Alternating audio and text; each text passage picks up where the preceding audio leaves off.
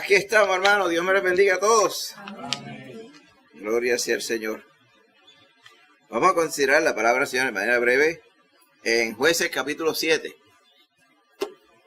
Jueces 7.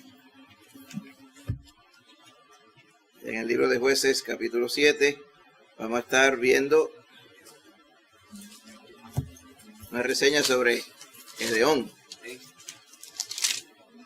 o Jerobaal, como le llama también la historia. Amén. Vamos a ver por qué le ponen ese nombre tan feo. Jerobaal. Pero fue por algo bueno. Amén. Pero antes que nada vamos a orar para que el Señor nos ayude. Vamos a estar hablando de siempre necesitamos que el Señor nos ayude. Hay que tomar en cuenta al Señor en todos los caminos y seguir el consejo de Dios para todas las cosas. Para que si usted quiere que las cosas salgan bien, literalmente que salgan como Dios quiere que salgan, tiene que confiar en Él y en el plan que Él tiene. Y hay una ilustración bien importante acá en capítulo 7 de Jueces, porque las cosas y las formas que el Señor nos manda a hacer no son necesariamente las que son lógicas, las que usted se le van a imaginar. Pero imagínense cómo usted puede comparar su mente y su inventiva y su conocimiento y su consideración por todas las cosas. ¿Cómo usted puede comparar lo que usted abarca con lo que el Señor es? Así que los pensamientos, por eso la palabra dice, mis pensamientos no son los pensamientos de ustedes. Sabiendo que nosotros, por más universales o por más entendidos o por más buenas gentes que nos queramos hacer pasar, nuestros pensamientos son limitados. Nosotros no podemos considerar la importancia y la intención de todas las personas que están sobre el planeta Tierra, ¿verdad? Usted no sabe ni quiénes son. Usted no conoce la situación y la problemática de ellos en otro lugar. Pero el Señor, que envió a su Hijo para que todos puedan ser salvos, Él sí los tiene en su corazón y Él sabe. Pues el Señor, de toda esa importancia y toda esa inherencia que el Señor le da, pues entonces Él siempre viene y lo pone a nivel de nosotros, en nuestro ámbito. No vamos a hablar ahora de los que están en Mongolia. ¿Usted conoce algún mongol? No conocemos ningún mongol, no sabemos nada. A Genghis Khan, el único que usted conoce en los libros de historia. Pero él no está hace tiempo en esta faz de la tierra. Así que es irrelevante. Cuando usted viene a ver, el Señor trae todo eso y lo trae por aquí, para que le pueda hacer a usted relevante en su día a día. Así mismo pasó con Gedeón. Sobre él, ¿verdad? Está redactado en la palabra, con el propósito de que nosotros lo podamos, ¿verdad?, percibir y podamos ver la mano de Dios en la historia que nos narra el capítulo 7 de Gedeón. Señor Padre Santo, en esta hora dándote gracias por tu misericordia y tu poder. Gracias por esta bendición que es estar reunidos en tu casa. Bendice ahora tu palabra, Padre, que nos ilustre, Señor, por medio de tu Espíritu Santo, tu mano, tu bendición y tu propósito a través de ahora el capítulo 7 de Jueces. Señor, bendice tu palabra santa, que es viva y eficaz, y que tus palabras no pasan, Señor. Gracias te damos. En el nombre de Jesús. Amén. Amén. Así que nada podemos hacer por nosotros mismos. El contexto, si usted ve de manera breve, capítulo 6, en su Biblia posiblemente está titulado Llamamiento de Gedeón. Amén. Dice que Gedeón era varón del pueblo de Israel. Era de la tribu de Manasés. A veces no se narran muchas cosas buenas de la tribu de Manasés. La tribu de Manasés era la tribu de que más terreno le dieron. Cuando en el libro anterior de la Biblia, Josué efectuó la entrada del pueblo de Israel a la tierra prometida y estableció a las tribus en diferentes áreas. Pues la tribu de Manasés es la única tribu que le dieron espacio al lado este del río Jordán y al lado oeste del río Jordán. ¿Por qué tanta tierra? Porque ellos eran los que más se dedicaban al cultivo del ganado. Por lo tanto, necesitaban mucha tierra. Así que está el Manasés oriental y el Manasés occidental, con el río Jordán por el medio. Este varón era del Manasés occidental, o sea, del lado de acá, del lado oeste del Jordán. Y por eso esa tribu bordeaba con el territorio que era de la tribu de Efraín. ¿Okay? Así que esa tribu de Manasés bordeaba con Efraín al sur y arriba con las áreas que le habían asignado a Zabulón y Neftalí. Les recordará que la profecía en el libro de Isaías dice, tierra de Zabulón, en el norte por allá, casi por allá pegado con lo que es Beirut hoy, el Líbano. Tierra de Neftalí, ¿verdad? No siempre estará en tinieblas, amén, porque allí vendrá la luz, ¿verdad? Estoy parafraseando la profecía de Isaías. Allí vendrá la luz de Israel, porque por allá en Galilea de los gentiles, y no siempre habrá tinieblas en esa Galilea, sino que el Señor allá era que iba a estar.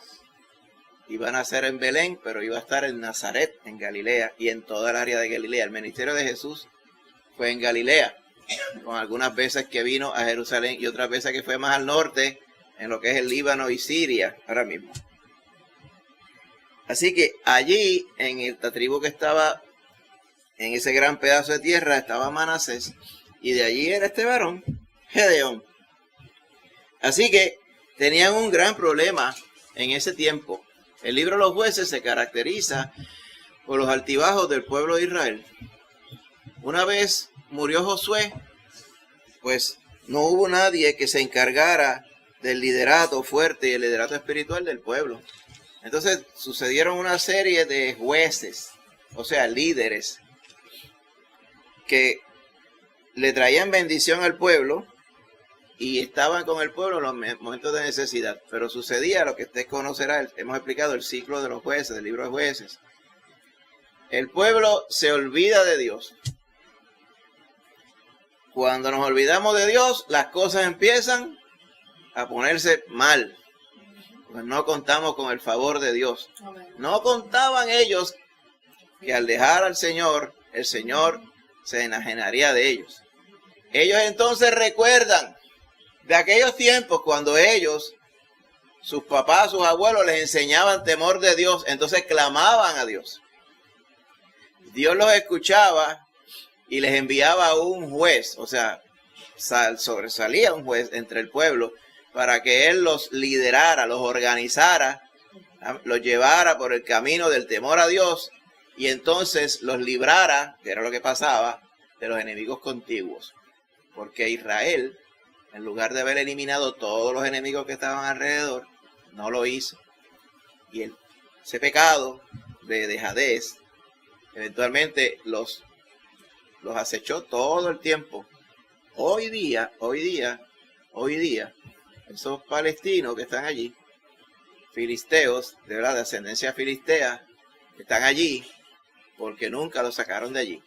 Para que usted vea hasta dónde pueden lugar. No estoy justificando a Israel ni nadie, no estoy, porque eso es un gobierno completamente secular. Pero el hecho de que tengan problemas con los filisteos modernos no es casualidad. Amén. Más arriba tienen problemas con Siria también, pues por lo mismo, hermano. Entonces, todas esas circunstancias tienen una razón de ser. Y aquí en el libro de los Jueces es que se muestran las primeras consecuencias.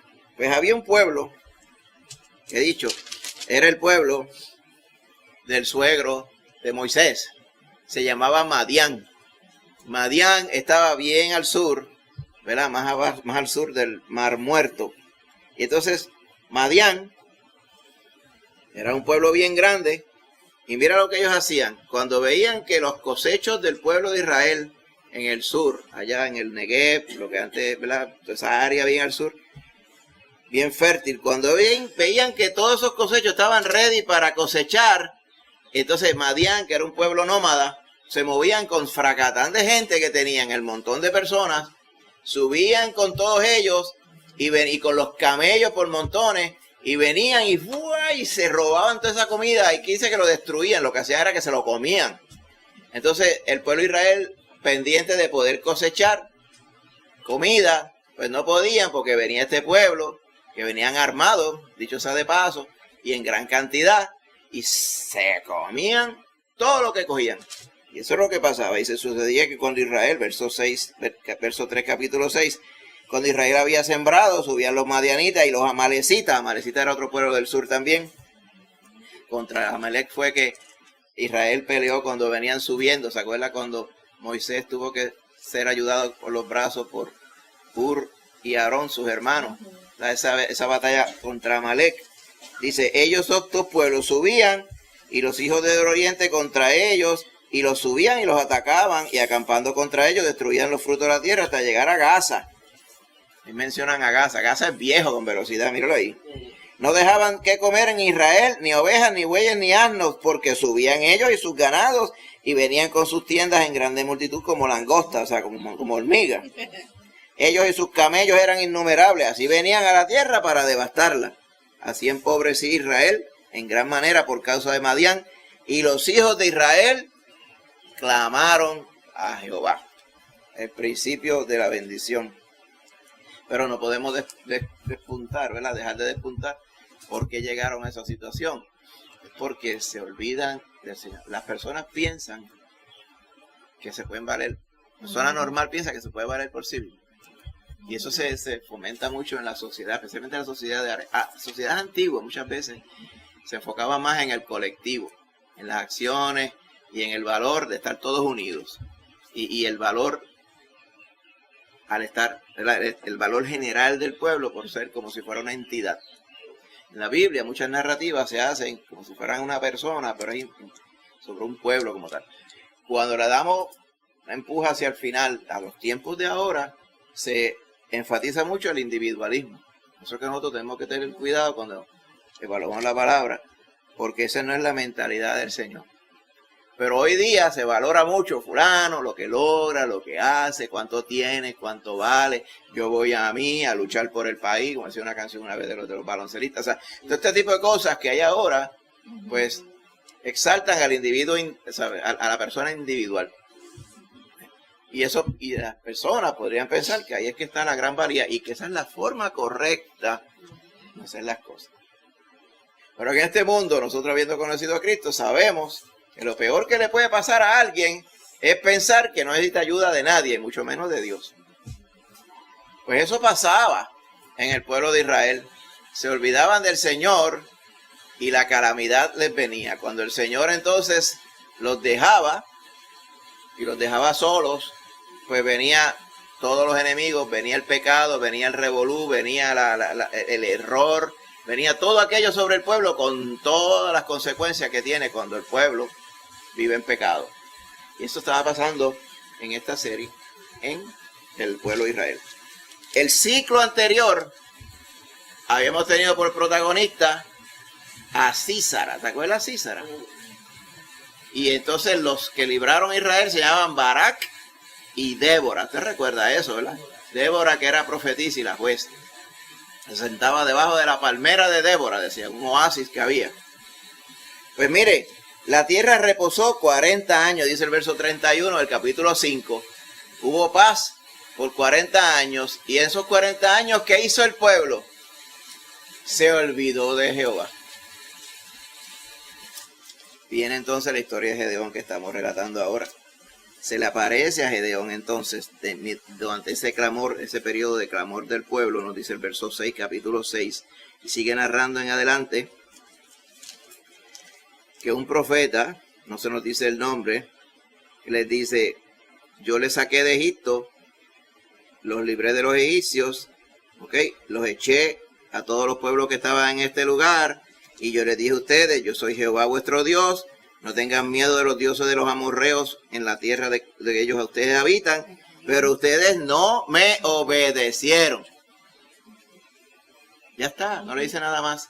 Lo próximo que nos narra el verso 11 es que vino el ángel de Jehová. Usted recuerde que en esta porción, en otras porciones, se nos narra el ángel de Jehová. Es evidente que es Dios mismo, que no es un ángel. O sea, no es Gabriel, ni Miguel, ni nadie de ellos. Es Dios mismo. Y por eso es que nosotros, viendo las apariciones de Jehová como tal, encarnado, porque se le veía como encarnado, era el Señor Jesús en esas precursiones, ¿verdad? A que antes de que Él viniera como el Hijo de Dios a dar su vida por los otros. Dice, ese ángel de Jehová se sentó debajo de la encina que está en Ofra, que era de Joás Abeserita. Joás era el papá de Gedeón. Y su hijo Gedeón estaba sacudiendo el trigo en el lagar para esconderlo de los madianitas. Mira lo que hacían. El trigo poquito, decían, cojan ese trigo, vamos a separarle la paja, eso es lo que hacían, sacudiéndolo, los soplaban, tiraban para arriba y otro lo soplaba, o el viento le daba, para sacar la paja y guardar el grano y esconderlo, porque los madianitas se lo llevaban todo. Y dice que los hijos de Israel, muchos de ellos vivían en cuevas, en los montes y en cavernas y en lugares fortificados, porque si no, los madianitas y los amalecitas venían y se los robaban todo. Así que Gedeón estaba recogiendo y preparando el poquito trigo que tenían, y se le apareció el ángel de Jehová y le dijo: Jehová está contigo, varón esforzado y valiente. Gedeón le respondió: ay, Señor mío, si Jehová está con nosotros, ¿por qué nos ha pasado esto? ¿Dónde están las maravillas que nuestros padres nos han contado diciendo: no nos sacó Jehová de Egipto? Y ahora nos ha desamparado y nos ha entregado en manos de los madianitas. Le faltaba la mitad de la historia a Gedeón. Fíjate cómo es la persona, ¿verdad? Gedeón es una persona esforzada y valiente, pero le faltaba como quiera la mitad de la historia. Sigue hablando, explícame el resto de la historia. Gedeón, ¿por qué Jehová los abandonó? Ah, porque el pueblo abandonó al Señor. Jehová le dice, mira lo que estoy diciendo, el ángel de Jehová, dice el verso 12, y el verso 14 dice, mirándole Jehová. Pero no era el ángel de Jehová, ahora dice que es Jehová, pero lo que le estoy diciendo, como usted va leyendo con calma, Jehová, Dios mismo le dijo, Dios era el que estaba visitando en la persona de Jesucristo, este varón, dice, ve con esta tu fuerza, con esa energía, y vas a salvar a Israel de la mano de los madianitas. ¿No te envío yo?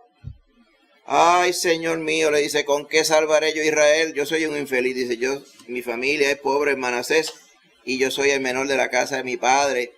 Y le dice, ciertamente yo estaré contigo, ahí está el asunto, y derrotarás a los madianitas como a un solo hombre. Así que él le dijo primero, Gedeón, tú los vas a librar. Y él dice, estaba bien, yo no los puedo librar porque yo no sé, yo soy insignificante. Y él le dice, yo voy a estar contigo y vas a derrotarlos como si fueran una sola persona. ¿Sabes lo que hizo Gedeón?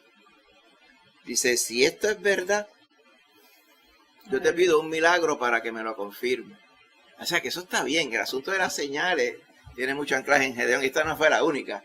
Él después le pidió las famosas señales de la piel que él puso en el piso, que el sereno cayó en todo sitio menos la piel, y después le pidió otra vez, y después el sereno cayó, primero fue el sereno cayó en la piel y no en el terreno, y en el segundo cayó en el terreno y no en la piel.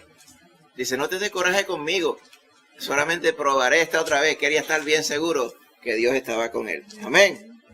Y así que eso fue lo que pasó. Dice, no te vayas de aquí hasta que vuelva a ti y saque mi ofrenda, dice, y la ponga delante de ti, le dijo al ángel de Jehová.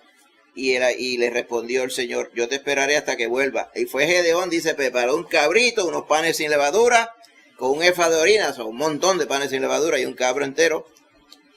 Puso la carne en una canastita, el caldo del cabrito en una olla, y se lo presentó debajo del árbol de una encina que había allí, donde estaba sentado el Señor Jesús. Amén. Y el ángel del Señor, o sea, Jesús, le tomó y le dijo, toma la carne y los panes sin levadura, ponlos encima de esta piedra. Amén. Y derrama el caldo encima. Eventualmente esta sería la forma en que ellos, ¿verdad? Y así la forma ya Dios la había prescrito. Eso se llama una ofrenda de libación.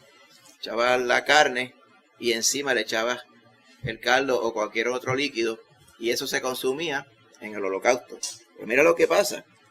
Dice, extendiendo el ángel de Jehová el báculo que tenía en su mano, tocó con la punta la carne y los panes sin levadura, y subió fuego de la peña, el cual consumió la carne y los panes sin levadura, y el ángel de Jehová desapareció de su vista.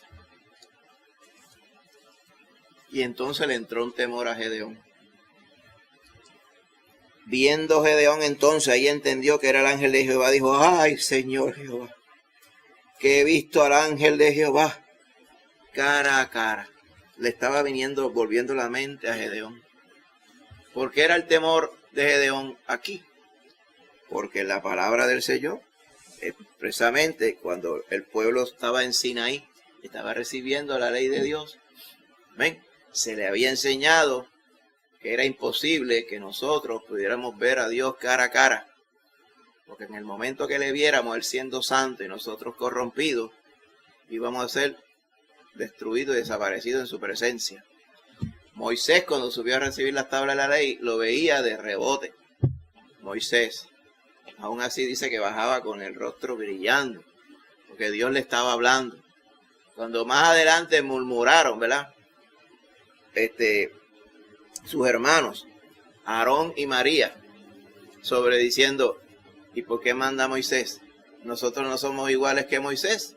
¿Qué es lo que pasa aquí? Y lo oyó Jehová y se enojó contra ellos y le pegó una lepra a María, que parece que era la incitadora. Y entonces, al ella ser castigada, ¿okay? Ella le dice, lo que pasa es que a mi siervo Moisés, nadie puede estar hablando de él, porque a mi siervo Moisés, a ese es que yo le hablo cara a cara. Al resto yo le hablo a través de Moisés, pero a él yo le voy a hablar cara a cara. Y cuando dice verá mi rostro, es en el sentido de podrá estar en mi presencia. Pero todo el mundo comprendió, porque cuando dice, cuando estés recibiendo Moisés la ley en el monte, vas a ver los rayos y centellas en el monte, la presencia de Dios allí. Nadie se acerque al monte.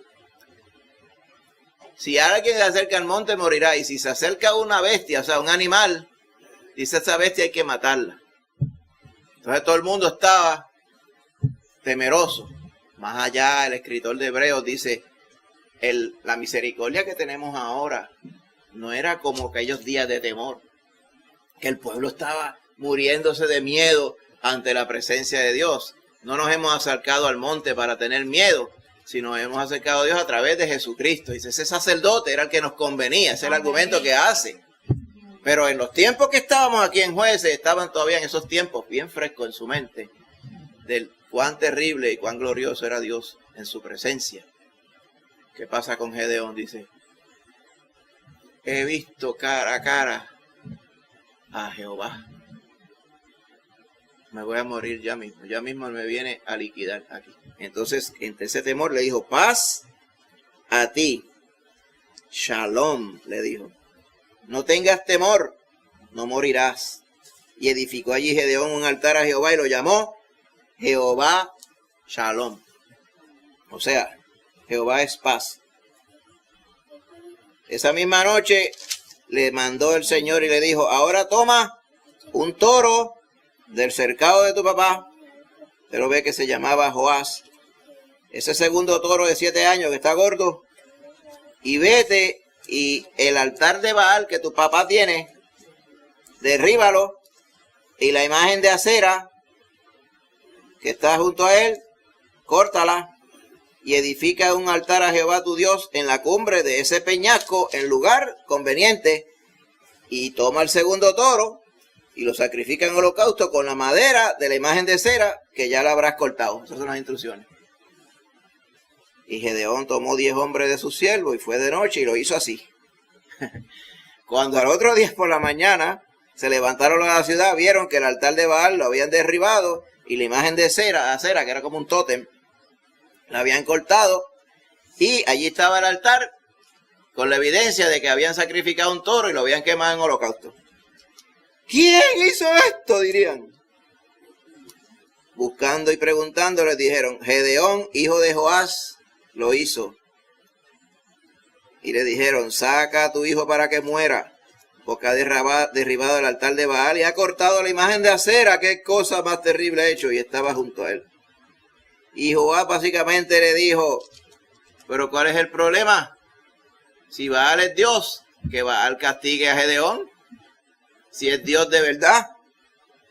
Es grande que él dijera esto, porque el altar y la estatua del monifato de acera eran de él. Él era como si fuera el potentado del pueblo, porque él tenía los dioses en su casa. Y ahora dice, pues si esos dioses son de verdad, que castiguen a mi hijo. Y entonces en ese día llamaron a Gedeón Jerobaal, que quiere decir que Baal contienda contra él, porque él fue el que derribó su altar. O sea, el que pelea contra Baal.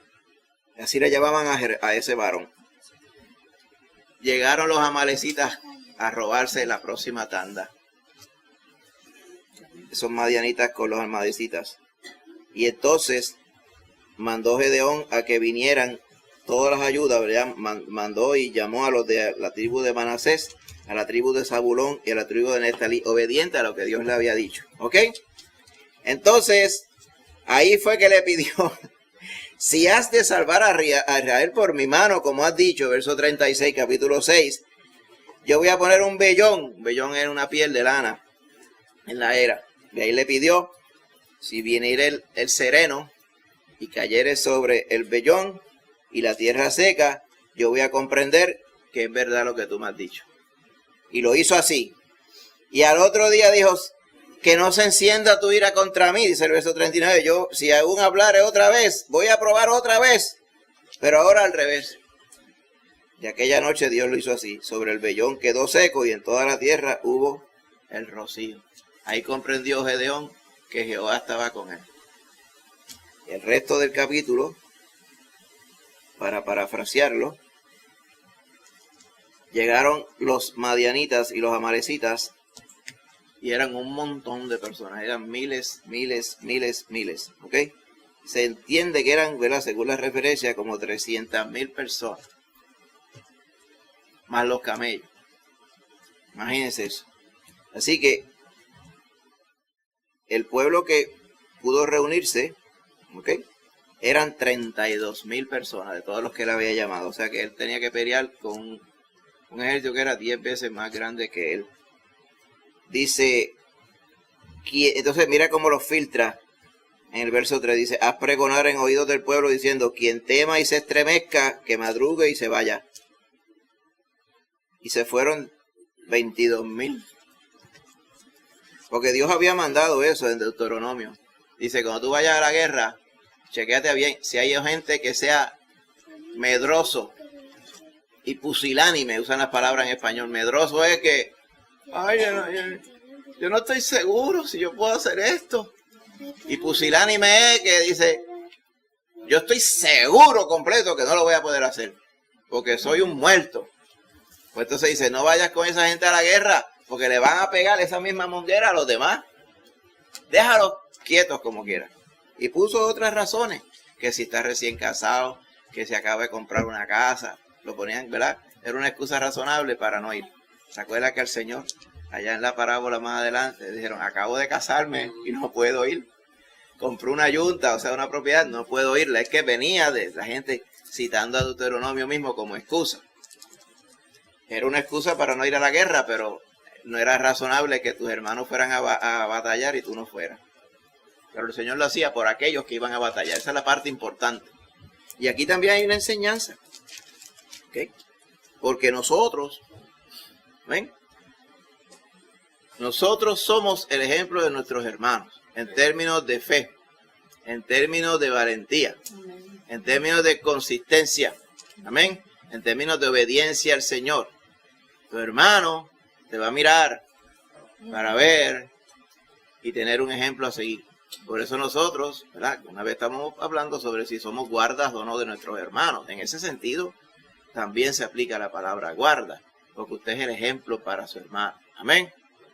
Por eso siempre hemos dicho, no piense nunca que cuando usted está sirviendo al Señor, sea congregándose, o sea en cualquier otro lugar, sea ayudando en el templo, sea aquí y allá, no piense que qué es lo que hay allí para bendición de usted.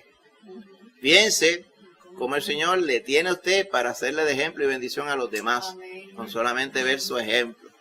Por eso es que aquí decían, el que se esté muriendo de miedo, quédese en su casa, para que no le pegue ese miedo a los demás. O sea, si le va a pegar algo a los demás, que sea buen ejemplo.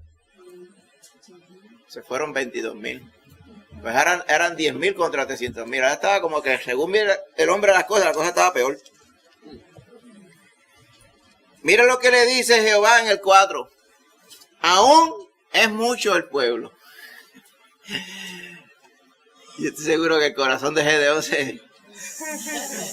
siento que me exprime en el pecho. ¿Cómo tú vas a decir que 10,000 son muchos? Acuérdate lo que le había dicho Jehová. Verso 16, capítulo 6. Yo estaré contigo y derrotarás No dice Israel derrotará. Dice, tú derrotarás porque yo estaré contigo. Amén.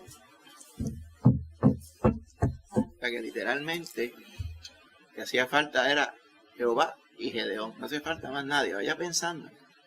El resto, ahora mismo habían 9.999 hombres de más. Vaya a ver. Porque el Señor no hace la batalla con la fuerza de uno. Amén. Y las cosas que el Señor hace, depende para que uno esté con Él. Para hacer las cosas, porque el Señor tiene esa misericordia. Él te incluye en sus planes. Aleluya. Pero el Señor es el que hace las cosas.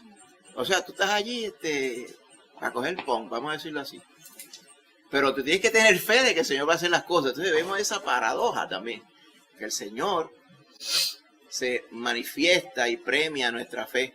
Pero el Señor como quiera tiene un propósito en las cosas. ¿Está bien? Pudiéramos decir, el Señor va a hacer las cosas porque yo tengo fe. Gloria a Dios que podemos decir eso. Y eso es lo que el Señor quiere que nosotros comprendamos.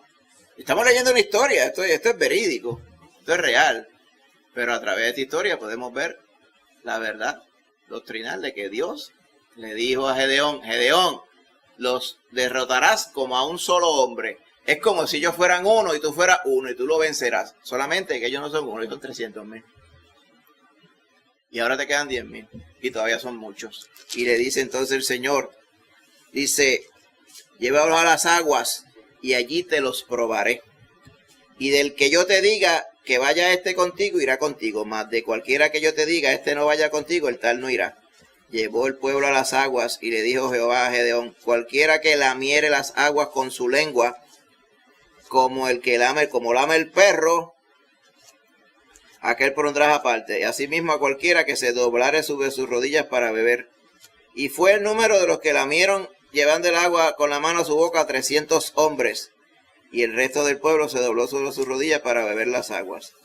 Jehová le dijo a Gedeón, con estos 300 hombres, o sea, como llevaron el agua a la boca, con estos te salvaré y entregaré a los madianitas en tus manos. Váyase el resto de la gente, cada uno a su lugar. Le quedaron 300 contra 300. Mira, había una diferencia de 1,000 a 1 ahora. Porque el Señor lo podía hacer sin nadie, pero él estaba probando a Gedeón. Porque ahí nos enseña otra verdad que ya sabemos. Nosotros para hacer grandes cosas para el Señor tenemos que ser probados. ¿Qué? ¿Probado en qué? En que tenemos que creerle a Dios sobre todas las cosas. Pues aquí le estaba viendo y decía, él pensaba que 32,000 era poquito, 10,000 menos y ahora son 300. ¿Ah? Imagínate, y vamos a ver otra prueba más que el Señor le pone a Gedeón aquí. ¿Cuál es la? Aquí dice, oye, ¿por qué unos sí y otros no? Fíjate, esos que llevaron el agua, fue que, como diríamos en puertorriqueño, se ñangotaron, estaban alerta, vieron el agua, se llevaban a la boca y bebían.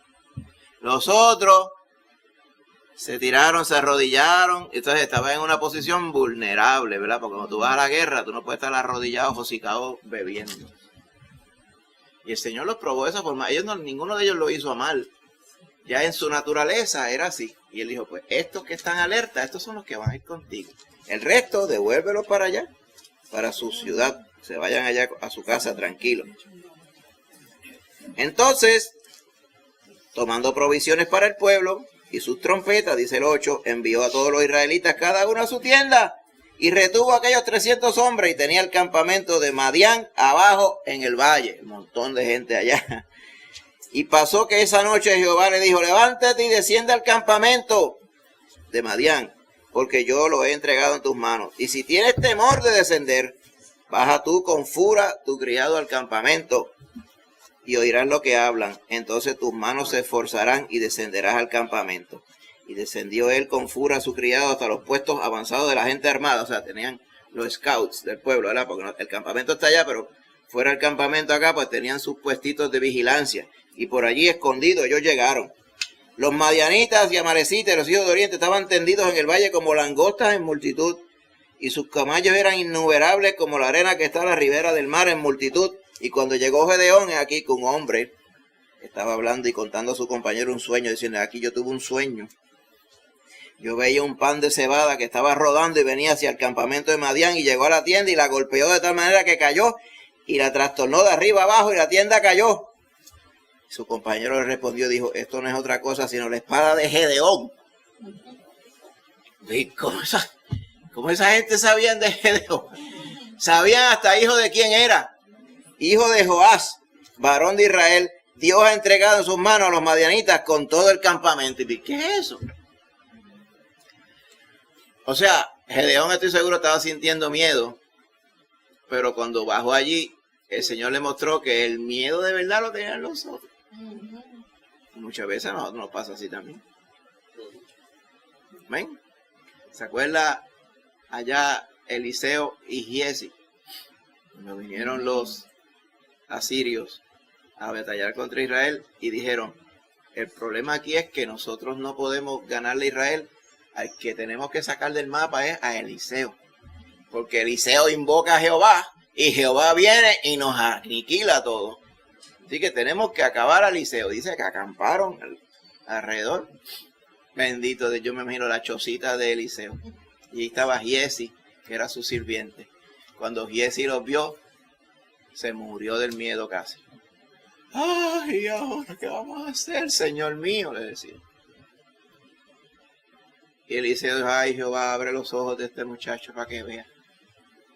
Y dice que alrededor, él no lo veía, ¿verdad? Porque eran los ángeles del Señor, estaban alrededor. Aleluya. De todo el campamento, dice. Esos carros de fuego alrededor protegiendo a Eliseo y protegiendo a Israel. Eventualmente sucedió que bajó el ángel de Jehová otra vez. Más adelante es el mismo, el Señor Jesús. Y aniquiló a ese campamento. Y eventualmente todos ellos regresaron, los que quedaron, regresaron a su país. Y se salvó a sí mismo Israel de esa invasión. Ahí no hubo que hacer nada. Aquí no iba a ser diferente en esta porción, en Jueces 7. ¿Ok? El Señor los iba a probar y le dice, mira, cuando Gedeón oyó el relato del sueño y la interpretación, adoró y volvió al campamento de Israel y dijo, levantaos a los 300, porque Jehová ha entregado el campamento de Madián en vuestras manos. Y repartiendo los 300 hombres con 3 escuadrones, dio a todos ellos trompetas en sus manos y cántaros vacíos, con teas, o sea, con las antorchas ardiendo dentro de los cántaros. Parece que la boca de la vasija era ancha y allá adentro habían puesto la antorcha. La antorcha estaba encendida, pero la luz no se veía porque estaba el barro cubriendo, ¿verdad? Tenía una abertura para que no se apagara. Dice, yo voy a tocar, yo voy a hacer, hagan lo que yo hago. Aquí está otra cosa también importante. Ustedes van a hacer lo que yo hago. Cuando yo llegue al extremo del campamento, o sea, el borde del campamento de Madián, ustedes van a hacer como hago yo. Yo voy a tocar la trompeta y todos los que estarán conmigo y todos ustedes tocarán las trompetas alrededor de todo el campamento y diréis, por Jehová y por Gedeón. Porque ellos tenían temor especialmente de Gedeón. Yo voy a llamar el nombre de que Gedeón está aquí. Se iban a morir de miedo. Llegaron pues Gedeón y los 100 hombres que llevaba consigo, porque los dividió en 3 grupos, ¿ok? Los que habían otros 200 en 100 y 100 más allá. Los de 100 de Gedeón llegaron al extremo del campamento y al principio de la guardia de la medianoche, a la misma medianoche, todo oscuro, acababan de renovar los centinelas y tocaron las trompetas y quebraron los cántaros que llevaban en su mano. Era que estaba oscuro, completo. Callado, tranquilo. Y ellos cogieron los chofares, los cuernos, 100 a la vez, y los otros 200, 300 a la vez, hicieron ese revolú, ese ruido, rompieron los cántaros y se prendió todo aquello de luz. Y los que estaban abajo durmiendo, ¿qué es lo que está pasando aquí? Entonces oyeron arriba en la loma, en el borde, ese ruido. Ellos pensaron que eran millones y millones de personas que habían allí. Cuando tú te levantas asustado, Sí. ¿te ha pasado que a veces si hay un temblorcito? Porque aquí lo que han habido son temblorcitos. Un temblor, y tú estás dormido y tú sientes... Tú te das cuenta y dices, pero es que déjate moverte ya. Sí. Y sientes las puertas del closet que hacen can. Y ahí te das cuenta, te da miedo. La primera impulso es, vamos a salir cogiendo. Pero como te han enseñado tanto, no salgas corriendo. Métete debajo de un arco de una puerta, en un sitio fuerte. A menos que tú veas que la cosa va para largo. Como uno que hubo hace como 15 años, que duró un montón. Dio chance para caminar rápido, ir hasta la puerta, abrirla y pararse al frente. Porque se jamaqueaba bastante. Pero uno se sobresalta. Y a veces podría pensar otras cosas. ¿Ok? Cuando hay un ruido tremendo, porque ese que le mencioné hizo un ruido, de esos que suena, hace ¡buuuuy! Y tú dices, ¿qué es eso? ¿Será una bomba que viene cayendo? No se asusta porque uno se desconcierta. Así le pasó a esta gente. Ellos que tenían miedo ya y oyen ese estruendo y ven ese, se prendió todo aquel asunto con las lámparas. Dice, y todos los 3 escuadrones tocaron las trompetas, verso 20, y quebraron los cántaros, tomaron la mano izquierda las teas y en la derecha las trompetas con que tocaron y gritaban por la espada de Jehová y de Gedeón. Se estuvieron firmes cada uno en su puesto en derredor del campamento. Entonces todo el ejército echó a correr dando gritos y huyendo. Y los 300 tocaban las trompetas y con ese ruido Jehová puso la espada de cada uno contra su compañero en todo el campamento. Yo no sabía lo que estaba pasando. Se levantaron y cuando vieron a los mismos de Madián, dice, este es mi enemigo, ¡fua! Y los mataban con la misma espada y se mataban entre todos ellos. Y el ejército huyó hasta Betzita, nosotros no sabemos la localización, en dirección de Cerera, o sea, hacia el suroeste, hasta la frontera de Abel-Mehola en Tabat, dice, y juntándose los de Israel, de Neftalí, de Aser y todo el Manasés, los siguieron a los madianitas. Y mandó a buscar a los de Efraín también. Y los acabaron, dice, hasta los bordes bien abajo al sur. Y trataron de cruzar el Jordán para el otro lado. Allí los agarraron también, dice el verso 24 abajo. Y agarraron a 2 príncipes de ellos, 2 generales, se llamaban Oreb y Zoeb, y los mataron en Oreb. Mataron a Oreb en la peña de Oreb y a Zeeb los mataron en el lagar de Zeeb. Imagínate, en los lugares que los mataron, le pusieron el nombre de ellos para que recordaran que ese día los vencieron. ¿Ok? Eso fue lo que pasó ese día. Solamente por la obediencia de Dios. El Señor usó su poder primero para infundir miedo en el corazón del enemigo. La palabra de Dios dice que el diablo está suelto. No está amarrado. Va a llegar un momento que va a estar amarrado. En los 1000 años que el Señor gobierna aquí. Pero esos años no han llegado todavía. Ahora mismo está suelto. Pero dice que anda como león rugiente. Porque sabe que le queda poco tiempo. Si alguien sabe lo serio de su ofensa y del tiempo que le queda, es el diablo. Por eso que la Biblia nos dice que el diablo cree, los demonios, los que le siguen, el diablo creen y tiemblan porque saben lo que les va a pasar. Ellos saben a ciencia cierta, porque ellos estuvieron delante de la presencia de Dios. Ellos saben, conocen, han verificado cara a cara que Jehová es real. Así que ellos saben lo que les va a pasar. Por eso es que son extremadamente el diablo y sus secuaces peligrosos. Porque ellos, ¿saben lo que la frase? Nothing to lose. No tienen nada que perder. Ellos no se van a condenar más, ni menos. Ya ellos no tienen nada que hacer, sino solamente destruir la obra de Dios en la manera que la gente se quiera dejar destruir por ellos. Amén. El Señor, sin embargo, vino a buscar y a salvar lo que se había perdido. Ellos vinieron a destruir y matar y destruir. El ladrón no viene sino para matar y destruir. Mas yo he venido para que tengan vida, dijo el Señor Jesús. Y para que la tengan en abundancia, no cualquier vida. Amén.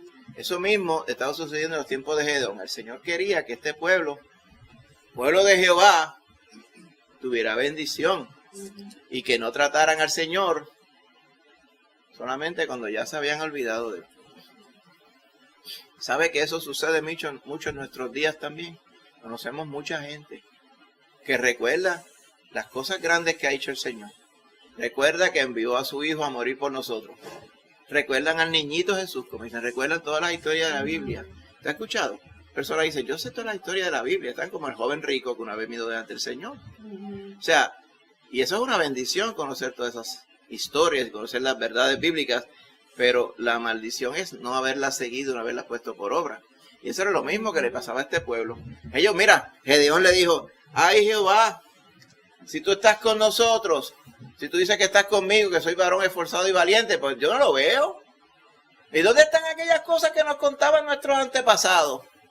De cuando tú allá hiciste aquella obra gigante, abriendo el mar rojo y ahogando a los egipcios, y nos diste maná y nos dabas el agua de la peña, y estaba la columna de nube de día y la columna de fuego de noche. ¿Dónde están esas maravillas que yo no las veo? Así anda el pueblo hoy también, pidiendo el favor del Señor a un Señor que no sirve, un Señor que no es Señor de ellos. Y para ellos es que está la luz de nosotros. Ese asunto de que ellos rompieron las lámparas. ¿Okay? Sí, fue el asunto que Dios usó para acabar, ¿verdad?, con los madianitas, los amalecitas. Pero, ¿y los otros que se habían ido? Los otros 31.700 que eventualmente regresaron a sus casas en diferentes tandas. Si uno se pone a pensar en ellos, dirán, ¿y por qué Jehová no me escogió a mí para ir allí a pelear por Israel? ¿Por qué tuve que pasar la vergüenza de que me dejaran en mi casa cuando otros fueron a dar cara por Jehová y por Gedeón? Estoy seguro estaban cavilando y pensando en su corazón. Y estoy seguro que a su corazón venía, primero, yo soy del grupo de 22.000 que me fui porque estaba miedoso y no confiaba en el poder de Dios. Sí sabía quién era Dios, pero no confiaba en el poder de Dios. Aquí son los otros 10.000, ¿verdad? Los 10.000 que quedaban, de los cuales 9.700 volvieron. Dice, ¿por qué? Porque esos estaban en extremo confiados. Ese está el otro problema. Unos no confiaban y los otros estaban despreocupados ante la seriedad del asunto. Y el Señor los dejó fuera también de la obra. Así que lo que nos está enseñando el Señor aquí también es que hay que estar alerta y hay que estar confiando en el Señor en la forma que el Señor quiere que confiemos. El grupo de los 300, ¿qué características tenía? ¿Ven? Estaban alertas y eran valientes. Por eso la palabra del Señor dice, el reino de los cielos, ¿okay?, se hace casi inalcanzable. Por eso dice, se hace fuerza. Solamente los valientes lo alcanzan, o sea, lo arrebatan. O sea, que es como algo que está trepado hoy.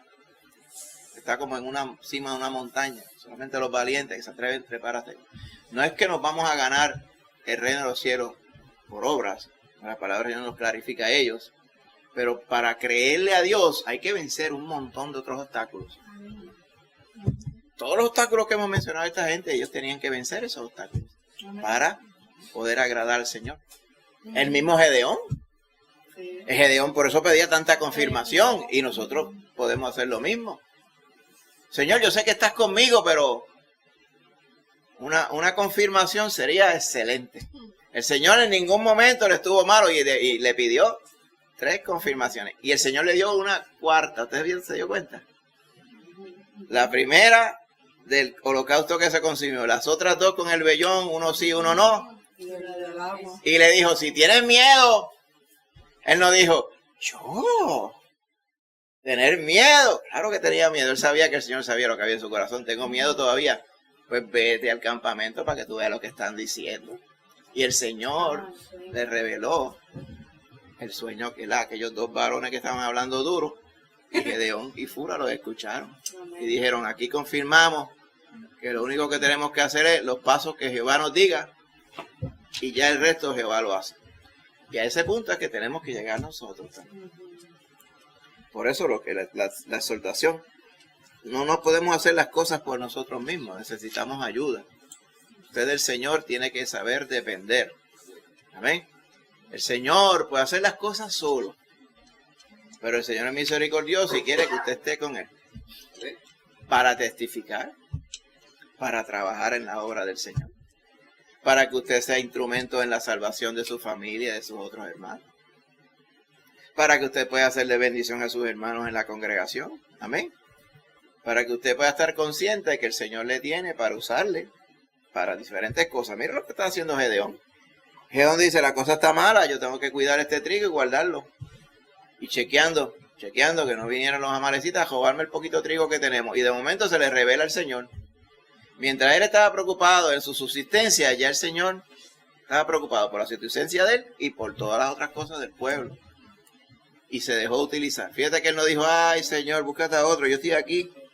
Búscate a aquellos que no están haciendo nada.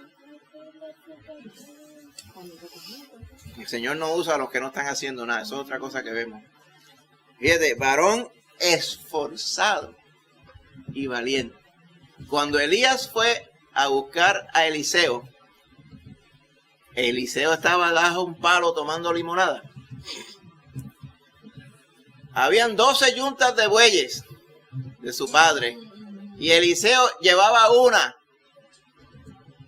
O sea, esas personas estaban fajados trabajando con los bueyes como bueyes ellos mismos.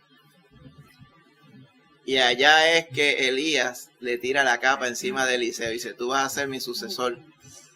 Y Eliseo le dijo, por lo menos déjame darle un besito a mi papá y decirle, desearle lo mejor y te sigo. Ya Eliseo sabía lo que había. Y Elías decía, vete y despídete. Y entonces lo dejó todo y vino para acá.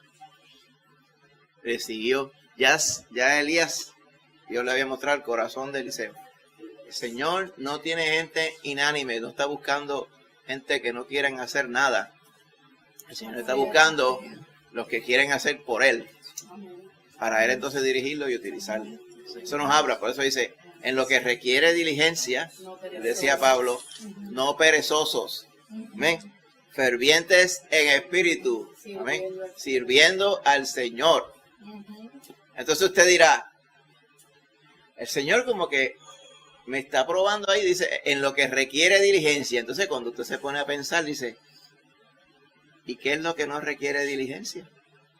O sea, me está diciendo que todas las cosas hay que hacerlas. Sin prisa, pero sin pausa, podríamos decir, ¿verdad? Pero diligencia se refiere a que las cosas hay que completarlas. Cuando hay que orar, hay que orar.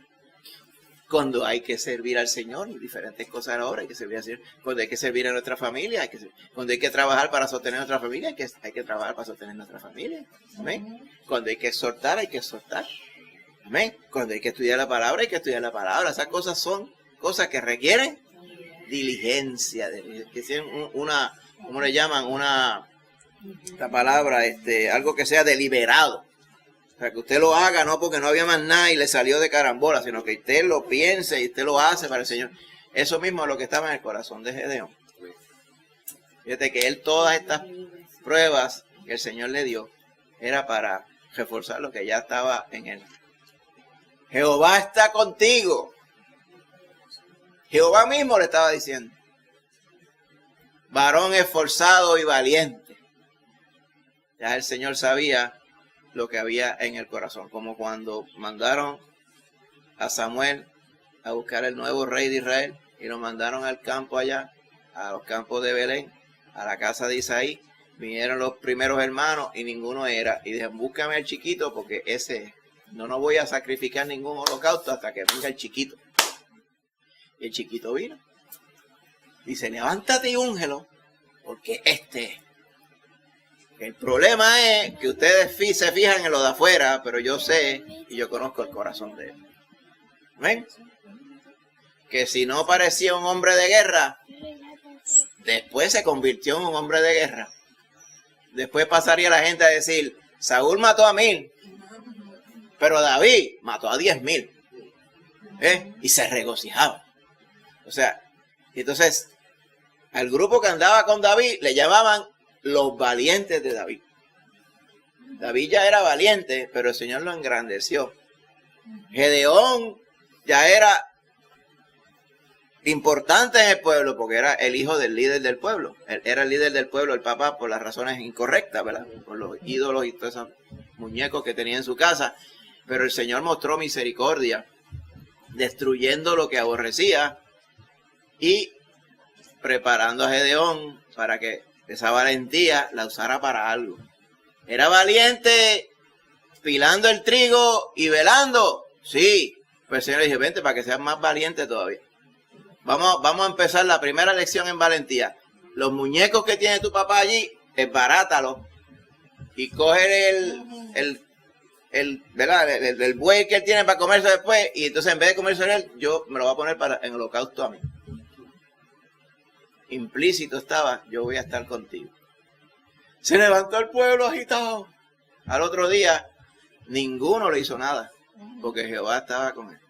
Y a través de todo lo que vimos aquí, se manifestó el brazo de Dios sobre él. Amén. Eso mismo es lo que el Señor nos quiere enseñar. Segunda de Corintios 4:7, hay un paralelo. Allí no nos habla de Gedeón, pero nos habla del tesoro que el Señor ha puesto en nosotros siendo las vasijas. Figúrese que somos las vasijas de Gedeón. Segunda de Corintios 4:7, vaya allí un momentito. 7 en adelante. Y estamos resumiendo ya.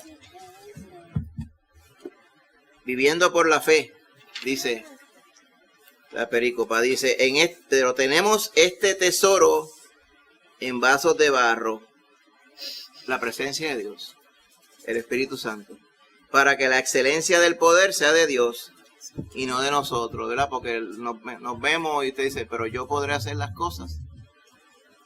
Y eso es lo que el Señor nos está mostrando aquí.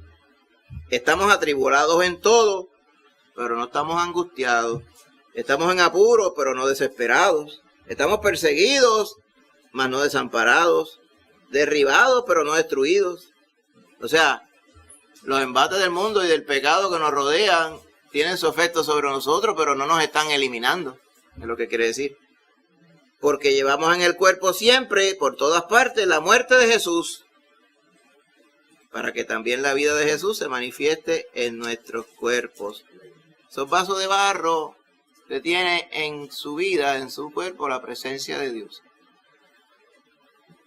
Y no es la parte de afuera lo que es importante, es la presencia de Dios que está en usted. Lo que pasó aquel día allí, lo que estaba importante allí dentro de aquellos cántaros era la luz que estaba dentro. ¿Está bien? Esa es la parte alegórica aquí. Esa luz que estaba dentro hubo que revelarla. Por eso mismo el mismo Jesús decía, la luz no se pone debajo de una canasta. La luz se pone en la parte más alta de la casa. No se pone debajo de un almud, literalmente fue que dijo. Se pone sobre el candelero para que alumbre a todos los que están en la casa. Dice, así alumbre vuestra luz delante de los hombres, para que vean vuestras obras y glorifiquen al Padre que está en los cielos. Es lo mismo que pasa aquí. Pablo le está diciendo, nosotros no podemos brillar por la luz nuestra. Más bien, las debilidades de nosotros y nuestras deficiencias se muestran para que al ver la gloria de Dios en nuestras vidas, las personas les sea testimonio. No sé si me entienden. Quizá de la persona más enfermiza, físicamente hablando, es que viene la gloria de Dios y el testimonio, la palabra de exhortación. Por eso también, cuando veían a los analfabetas de Galilea, así le decían los fariseos y los doctores de la ley, a los analfabetas de Galilea, hablando con una inteligencia y una sabiduría que era obvio que venía de parte de Jehová, nadie les podía decir nada y les reconocían que habían estado con Jesús. No porque les habían visto. Dice, sí, yo recuerdo la cara de este y la cara de otro. No. Decían, estos no estarían haciendo esto a menos que hubieran estado con Jesús. Porque están hablando como habla Jesús. Bien, esa es la parte importante. Ellos, bendito, a veces ponen a Pedro así como fuerte, así como bien decidido. Pedro estaba muriendo de miedo cuando crucificaron al Señor. Todos se desaparecieron. El único que tenía más valentía era Juan, el menos que hablaba, y se quedó allí. El resto salieron corriendo. La valentía vino después cuando el poder del Espíritu Santo vino a sus vidas, porque no es el poder de nosotros, es el poder de Dios. Por eso mismo, amén, el Espíritu de Dios se contiene dentro de nosotros, está contenido en nuestra vida. Nosotros somos el vaso de barro donde está contenido el tesoro, que es el Espíritu Santo, la presencia de Dios. A través de Él es que hacemos las cosas para el Señor. Dice, el tesoro está en vasos de barro para que el que se lleve la gloria sea el Señor. Ahora, si vamos a la historia anterior, el Señor le dijo, por tu mano yo estaré contigo y por tu mano tú librarás a Israel. Era Jehová y Gedeón. Aquí mismo también es Jehová y tú. El Espíritu Santo, la presencia de Dios en ti y tú, los que van a hacer la obra. Claro que el hermano que está a tu lado es el poder de Jehová y él. o ella. Y así estamos todos. Así que el Señor obra a través de nosotros. Y que usted nunca piense que somos, ¿verdad?, poquitos. Gloria a Dios que somos poquitos y ojalá sigamos siendo poquitos. ¿Sabe qué? Porque el Señor no se mueve en los muchos. Usted no lo está viendo en ningún lado. El Señor no se mueve en los muchos. El Señor se mueve en los poquitos. Amén. Amén. Porque a través de los poquitos es que Él hace las cosas. Y a través de los poquitos que están humildemente sometidos a Él, Amén. que le creen. Lo que Amén. tenemos es que creerle a Jehová. El Señor va a hacer las cosas. Aleluya. Que si el Señor va a salvar los que vayan allá en Isabela, amén, lo va a hacer. Gloria a Dios. A través de los poquitos. Ujú. Amén. Y así va a ser. Cuando el Señor nos venga a buscar, el Señor mismo que mora en nosotros nos va a venir a buscar. Para que nos diga, como dice en su palabra, bien, buen siervo y fiel. Sobre mucho, sobre poco ha sido fiel. Las cositas de por aquí. Pero yo te voy a poner a que gobierne sobre mucho allá en la eternidad. Amén. En el gozo del Señor.